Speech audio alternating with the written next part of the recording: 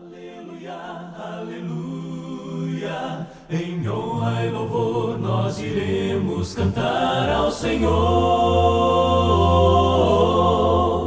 Em honra e louvor adoremos na santa presença do Deus Criador. Ergamos a voz, celebremos um cântico novo ao Senhor. Olá, meu nome é Walter Takara e estamos estudando a Igreja Bíblica.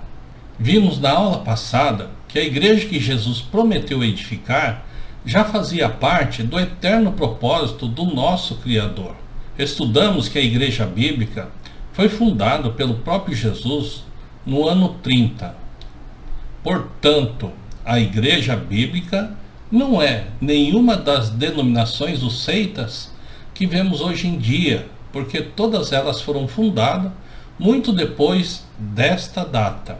A igreja não é um prédio, a igreja são pessoas. Lição 2. A igreja planificada. Jamais entenderemos bem o Velho ou o Novo Testamento até sabermos exatamente quando e como começou a igreja, ou comunidade dos seguidores de Jesus Cristo, ilustrando melhor o nosso pensamento acima. Discutiremos o início de uma nação que se tornou independente, o Brasil. Não saberemos ao certo quando a Constituição e as leis brasileiras entraram em vigor, se não soubermos a data da sua independência. O povo brasileiro estava aqui séculos antes do início da nação atual e das leis que agora regem o país. Antes do reconhecimento da nova nação, as capitanias brasileiras estavam sujeitas ao governo português. No momento do famoso Grito do Ipiranga, foram dados os primeiros passos para a independência do Brasil, iniciando-se então uma nova constituição de leis e direitos.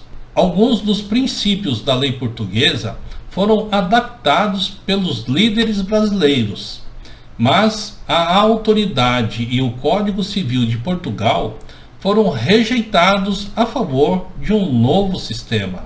No Brasil, ninguém pensa em voltar ao antigo Código Português, pois vivemos agora sobre um novo Código Brasileiro. Às vezes, estudamos a história e as leis portuguesas para informação, utilizando alguns dos seus princípios, mas não queremos aceitá-las hoje no Brasil. Cristo e sua nova nação. Da mesma maneira, em nosso estudo das Escrituras Sagradas, não precisamos voltar à lei de Moisés, nem a alguma outra parte do Velho Testamento, para determinar a validade de qualquer lei a respeito do reino de Cristo. Não precisamos, porque Cristo inaugurou uma nova nação com leis novas, embora essas tivessem alguns pontos em comum com as alianças e sistemas anteriores. Nós a obedecemos porque estão no Novo Testamento, por exemplo, em Gálatas e Hebreus. E diz assim: mas se vocês são guiados pelo Espírito, não estão debaixo da lei. Gálatas 5,18. Por esta razão, Cristo é o mediador de uma nova aliança para os que são chamados recebam a promessa da herança eterna, visto que ele morreu como resgate pelas transgressões cometidas sobre a primeira aliança. Podemos ver isso em Hebreus 9,15. Também, portanto, irmãos, temos plena confiança para entrar no Santo dos Santos pelo sangue de Jesus, por um novo e vivo caminho que ele abriu por meio do véu, isto é, do seu corpo. Temos, pois, um grande sacerdote sobre a casa de Deus. Sendo assim, aproximemo-nos de Deus com um coração sincero e com plena convicção de fé, tendo os corações aspergidos para nos purificar de uma consciência culpada e tendo os nossos corpos lavados com água pura. Hebreus 10, do 19 ao 22. Deixar de entender este princípio resultará sempre em uma incompreensão do verdadeiro sentido do cristianismo e da nossa obrigação para com seu legislador, Jesus Cristo. Para que tenhamos certeza absoluta sobre quando se deu o início real da Igreja ou do reino de Cristo, vamos estudar o assunto mais detalhadamente. Bem, será que a Igreja e o reino de Cristo são idênticos? Muitos afirmam que não, explicando que Jesus pretendeu iniciar o seu reino eterno entre os judeus, mas estes o rejeitaram, e por isso dizem que ele teria estabelecido a Igreja para ser uma entidade temporária até que ele venha para trazer o reino. E a controvérsia continua sobre o reino ser ou não ser sinônimo de igreja. Enquanto alguns afirmam milhares de diferentes doutrinas baseadas na suposta diferença de significado entre essas duas palavras, se pesquisarmos bem, veremos que reino difere de igreja em um só sentido. A Bíblia fala sobre aqueles que, desde antes de Jesus, por terem obedecido a Deus, foram levados para o reino. Podemos ver isso em Lucas 13, 28. Ali haverá choro e ranger de dentes, quando vocês virem Abraão, Isaque e Jacó e todos os profetas do reino de Deus, mas vocês excluídos. Lucas 13, 28.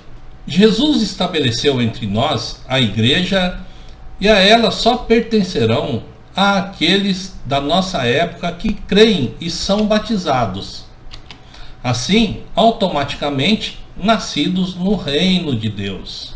Diz assim: Ele nos libertou do império das trevas e nos transportou para o reino do Filho do seu amor, no qual temos a redenção, a remissão dos pecados. Colossenses 1, do 13 ao 14. Quem não nascer da água e do Espírito não pode entrar no reino de Deus.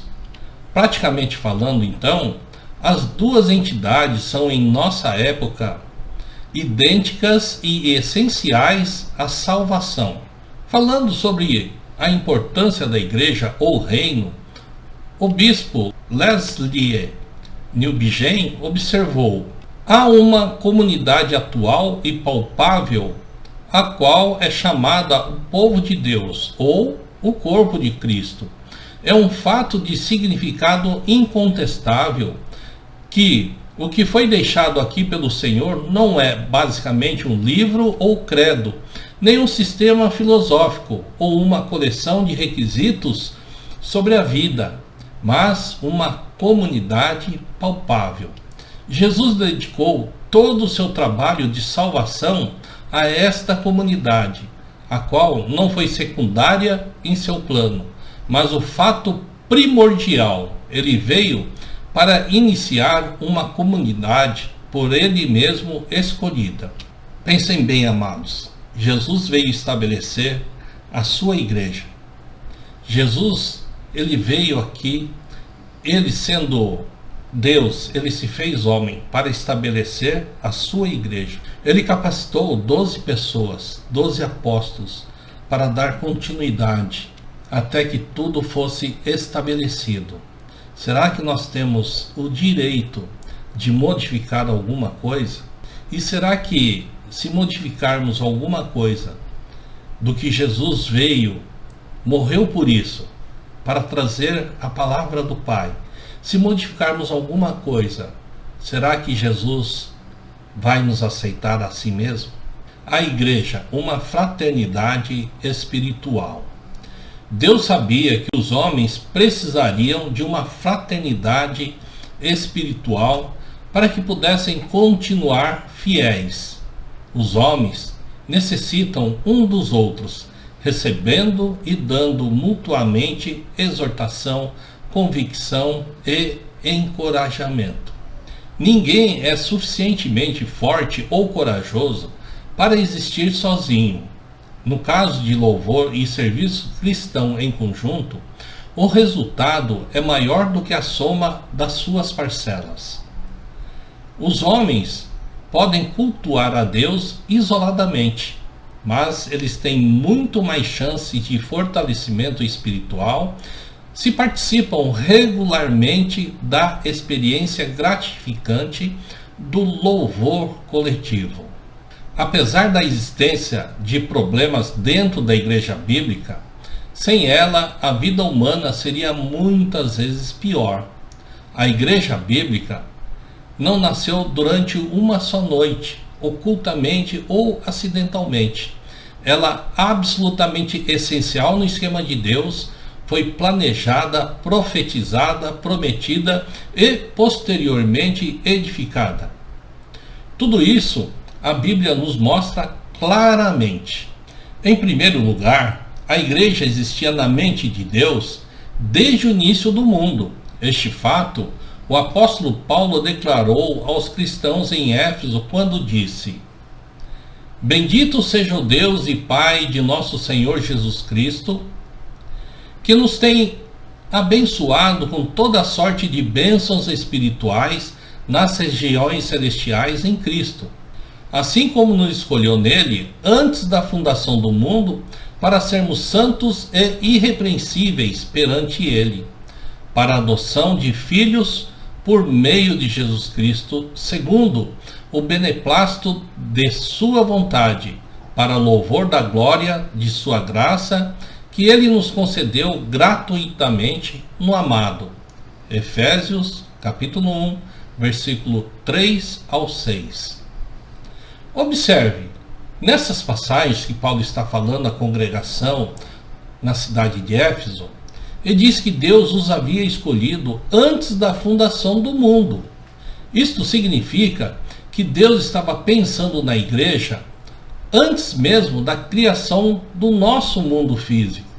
Isto é, naquele tempo muito remoto no passado, Deus já estava planificando a igreja e por isso sabemos que ela se originou na mente de Deus. Seria absurdo então ignorar, depreciar ou menosprezar aquilo que o Deus Criador planejou desde o começo. Se o próprio Deus pensava na igreja desde então, o mínimo que podemos fazer é estudá-la minuciosamente, dela participando incondicionalmente, além do plano de salvação eterna incorporado em Jesus Cristo e pela mensagem de Deus preservada para sempre nas Escrituras. Não existe no mundo coisa alguma mais importante do que a esposa de Jesus, ou seja, a sua igreja. Segundo, a igreja de Jesus era frequentemente mencionada nas profecias do Velho Testamento, centenas de anos antes da sua instituição. Isaías anunciou: nos últimos dias acontecerá que o monte da casa do Senhor será estabelecido no cume dos montes, e se elevará sobre os outeiros, e para ele afluirão todos os povos. Irão muitas nações e dirão: vinde e subamos ao monte do Senhor, e à casa de Deus de Jacó, para que nos ensine os seus caminhos e andemos pelas suas veredas. Porque de Sião sairá a lei e a palavra do Senhor de Jerusalém. Isaías capítulo 2, do versículo 2 ao 3. O profeta Joel afirmou: e acontecerá depois que derramarei o meu espírito sobre toda a carne. Vossos filhos e vossas filhas profetizarão, vossos velhos sonharão, e vossos jovens terão visões. Até sobre os servos e sobre as servas derramarei o meu espírito naqueles dias. Joel, capítulo 2, versículo 28 e 29. E depois o profeta Daniel indicou, falando sobre 4 impérios mundiais e na futura chegada do reino espiritual durante o último destes impérios. Mas nos dias destes reis, o Deus do céu suscitará um reino que não será jamais destruído. Este reino não passará a outro povo. Esmiuçará e consumirá todos estes reinos, mas ele mesmo subsistirá para sempre.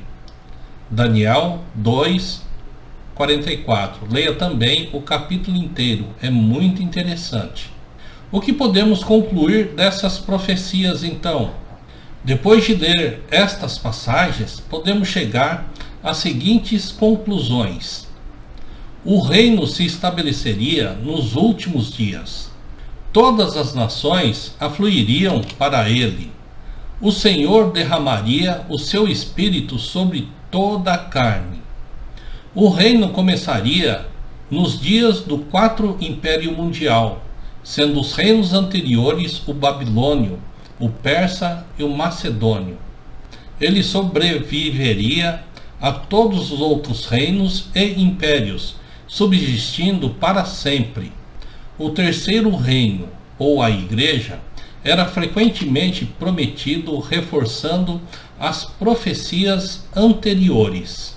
O profeta João Batista, antes das pregações de Jesus, anunciou: está próximo o reino de Deus. Podemos ver isso em Mateus 3, versículo 2.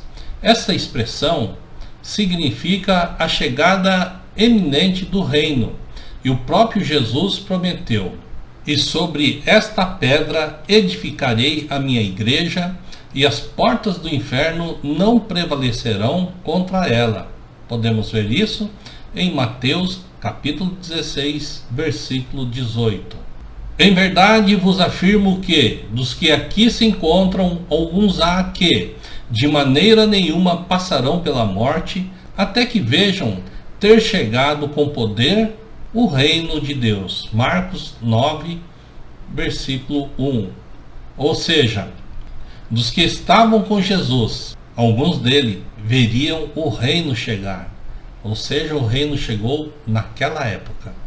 Assim, está escrito que o Cristo havia de padecer e ressuscitar dentre os mortos no terceiro dia, e que em seu nome se pregasse arrependimento para a remissão de pecados a todas as nações, começando de Jerusalém.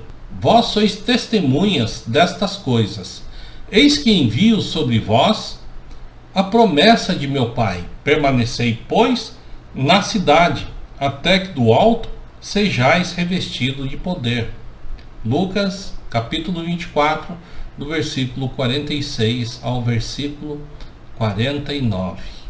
Alguns fatos importantes. Agora, analisemos os principais fatos tirados da passagem acima.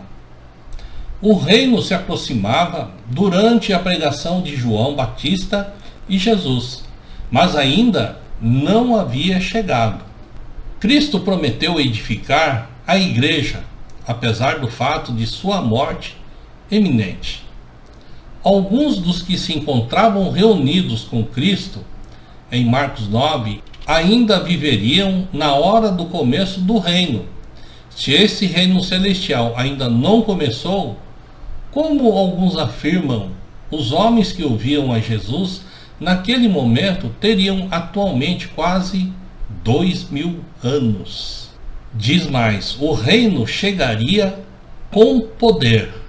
Arrependimento e remissão de pecados seriam proclamados em nome de Jesus entre todas as nações. O reino começaria na cidade de Jerusalém. Os apóstolos de Jesus receberam poder de Deus para pregarem sobre a salvação que há no Filho. 7 fatos específicos para serem confirmados ou provados depois do início da igreja. Bem, onde e quando foram cumpridos todas as profecias do Velho e Novo Testamento sobre esta nova instituição, a Igreja de Jesus. Leia cuidadosamente Atos capítulo 2, para entender pelo menos o início do cumprimento de todas essas profecias. O reino de Jesus foi estabelecido antes da morte de várias pessoas que ouviram a Jesus pessoalmente. Podemos ver isso em Mateus 16, versículo 28. Garanto-lhes, está escrito, que alguns do que aqui se acham não experimentarão a morte antes de verem o Filho do Homem vindo em seu reino. O reino foi estabelecido em Jerusalém, na área montanhosa da Judéia. O dia de Pentecoste reuniu-se em Jerusalém para uma festa importantíssima, gente de todas as partes do mundo. E naquele dia, representantes de todas as nações entraram no reino de Cristo. O Espírito de Jesus desceu nos apóstolos com grande poder. O reino começou durante o reinado de César Tibério, do Império Romano, do Quarto Império Mundial, segundo a visão de Daniel, em Daniel 2 e conforme Lucas, capítulo 3, versículo 1.